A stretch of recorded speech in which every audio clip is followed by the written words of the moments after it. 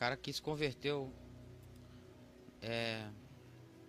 ele conheceu Jesus pela carne e caiu pela carne. Vamos ver o que aconteceu com ele? O que aconteceu? O cara falou assim: Caion, há 9 meses eu te assisto. Porém, eu te assisto com um desânimo muito grande. Imagina o cara chegando. Puxa vida, vou assistir o Caio. Papo de graça. Por que ele não transforma aquelas 3 horas em 3 minutos? Lá vou eu ligar o computador. Lá vou eu, pelo amor de Deus. Ai, Caio, termina logo. Exatamente. A pessoa liga pra ele e diz: não, agora eu não posso, eu tô assistindo, cara. Tô aqui com o Caio.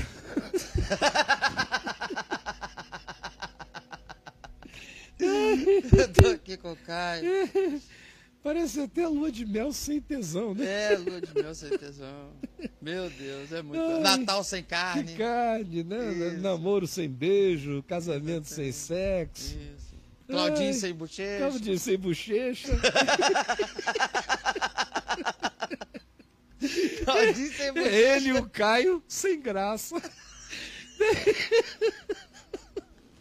Deve ser uma companhia horrorosa. Isso, há 9 meses. Bom, quem sabe hoje ele dá a luz, né? Ele vai. Vai dar a luz, Acredito. com a graça de Deus tem que dar a luz. Espero que Exatamente. o dia do parto seja hoje. Claro. Se ele conseguiu rir com a gente. Se ele já ficar, é um bom mas se ele começo. ficar só com essa barriga cheia, dizendo, ai, quando eu viro pra cá dói. Eu viro pra lá dói. E não der a luz, meu Deus, o neném vai entrar em sofrimento. E aí? Vai. Mas ele vai. Ó, escuta aí, brother. Vamos lá, você vai, ó, lindo. Você vai rachar de rir na reprise. Vamos lá. Hein? Tenho 40 anos e fui evangélico desde os 18. Porém, aos 30 anos, traí minha esposa. E com isso, fui excluído da igreja. a qual eu fui excluído da igreja, a qual eu era membro. Me disseram, Caio, que eu perdi a salvação e que Deus não me aceita mais. Olha só, né? Olha a frase, Deus não me aceita mais. Olha a arrogância dos bichos, cara. Olha isso. Só pode ser uma fala do diabo, né? Meu Deus do céu. O cara ter coragem de chegar para um ser humano e dizer, olha, só. você, porque traiu a sua mulher, está disciplinado e de hoje em diante, Deus não lhe aceita mais e você perdeu a sua salvação. Tchau. E você está fora da igreja. Da igreja? A igreja é o de menos. Está fora é da salvação. Isso aí é que é o... De Deus. Como é que alguém tem a coragem de dizer um negócio desse para um ser humano? Como é que alguém tem a coragem de se assentar no trono de Deus e legislar como se fora o próprio Deus? Que espírito de anticristo é esse que determina isso? Essa persuasão não vem de Deus. João diz na primeira epístola, no capítulo 5, até o absurdo em relação ao que esses amigos ensinam por aí. Amigos da onça. Se alguém vir o seu irmão pecar, e se ele pecar não para a morte, se ele não pecar como a deliberação de alguém que, conhecendo Deus, não queira, porque se endiabrou por deliberação, se alguém vir o seu irmão pecar, não desse jeito, mas no cotidiano da existência, os pecados que os humanos cometem, rogue por ele, peça por ele. Não é nem ele pedindo, ele nem sabe, mas o que João diz é, ore por ele, e o Senhor lhe dará vida. Assim a graça de Deus, tão diferente dessa história, tão diferente daquele que diz, agora vai e não peques mais, para quem arrependidamente se coloque diante dele. O que lhe disseram, meu amigo, é algo que quem gosta de falar é o diabo, mas não vem nem da boca de anjos e nem daquele que derramou o seu precioso sangue para resgatar você para sempre. E continue, Bruno. Ele segue. Tentei voltar para a igreja. Ele quer ficar lá, né? Quer. Pedi para o meu pastor me aceitar de volta. Olha o que o pastor dele falou para ele, cara. Olha isso. Mas meu pastor disse que nem a cruz de Cristo daria jeito em mim, uma vez que caí em pecado. Já pensou? Olha isso. Nem a cruz. Olha o Jesus desse pastor. É. Me ajude, Caio. Preciso saber que Deus me ama e que, apesar do meu erro, meu nome ainda está escrito no livro da vida. Minha esposa se divorciou de mim na época. Hoje se casou de novo. Meus filhos moram com ela. Estou só. Mas desde o divórcio e minha exclusão da igreja, perdi a alegria. Jesus me rejeitou, Caio.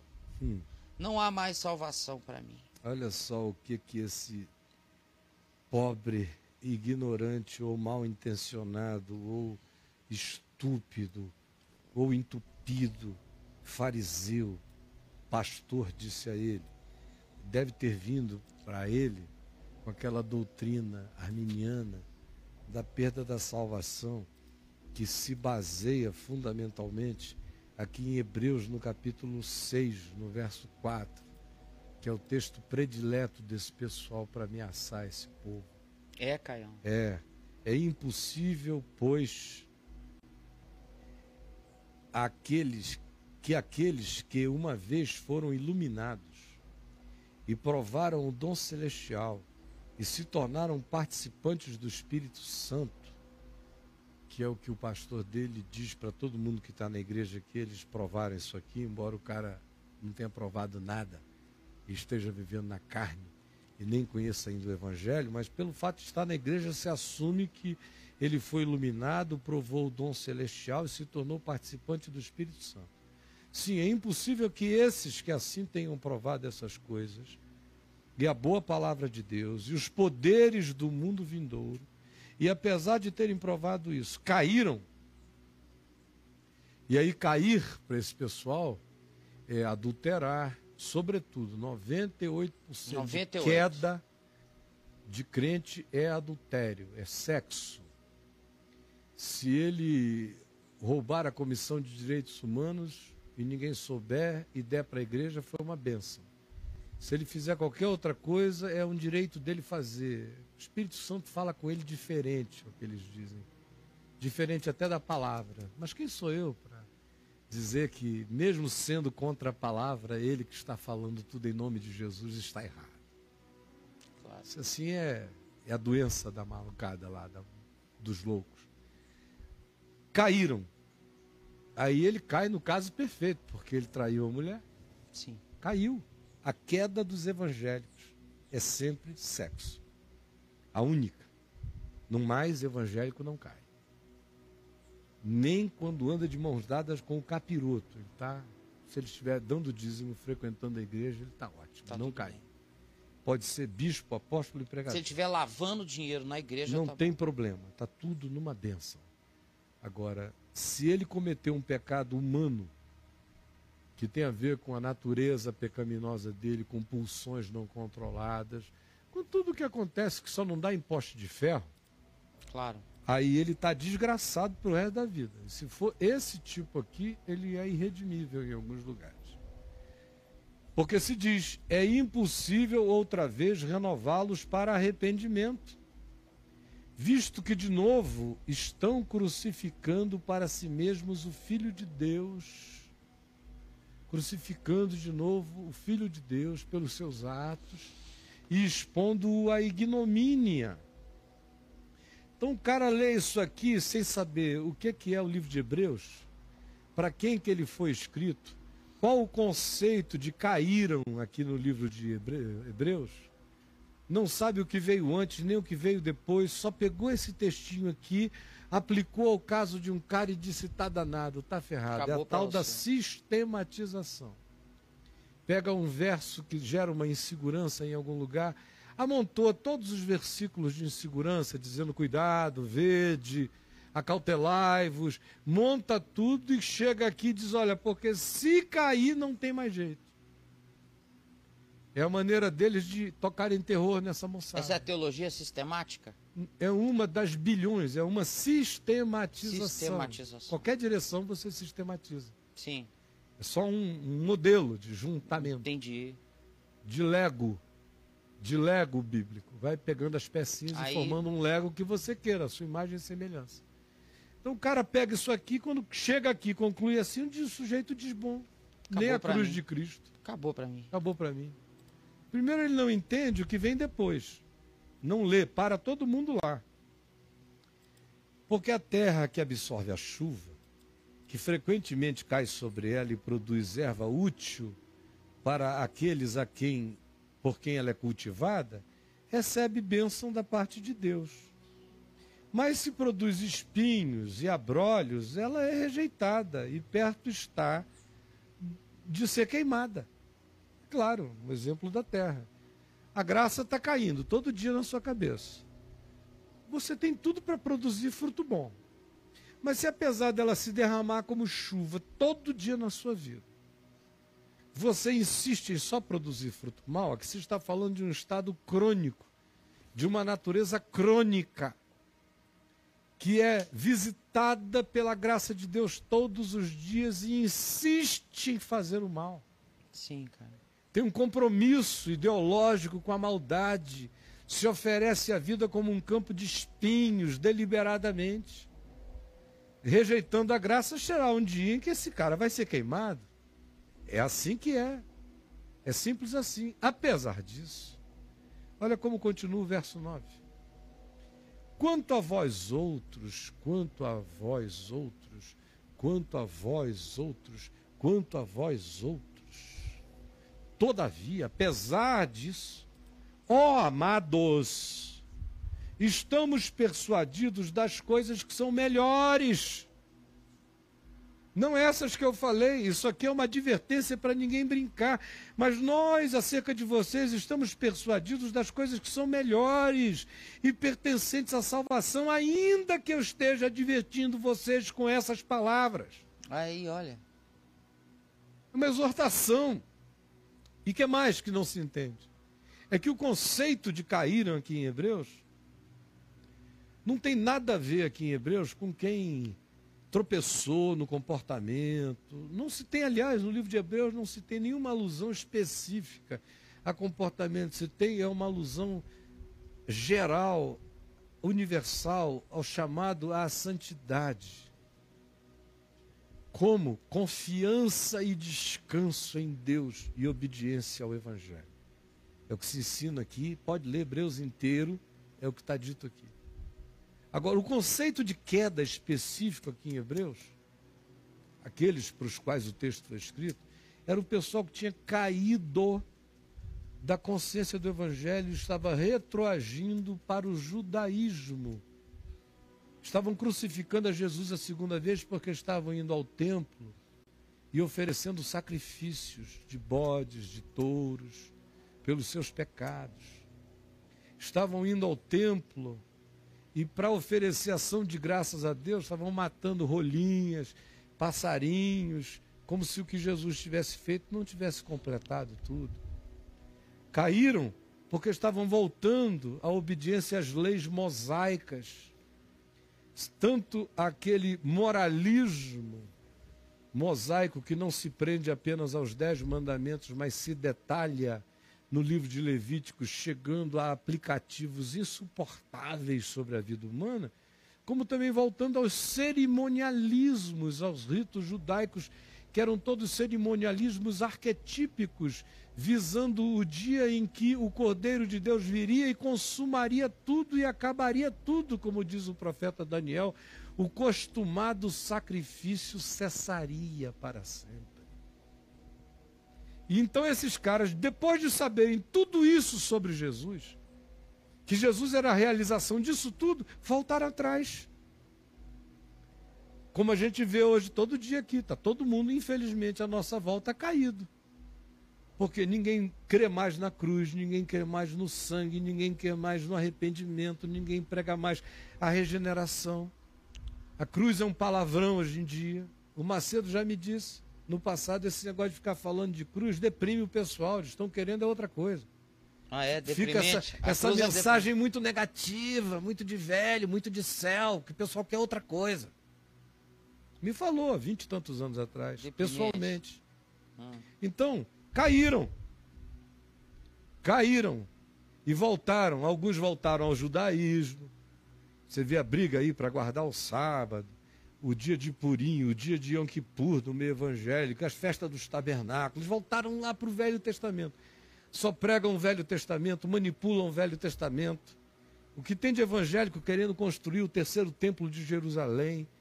São mais judeus fanáticos do que os judeus. Está cheio de gente assim aqui entre nós. Assim como também tem aqueles que anularam a cruz de Cristo pela teologia da prosperidade, que é uma anulação da cruz.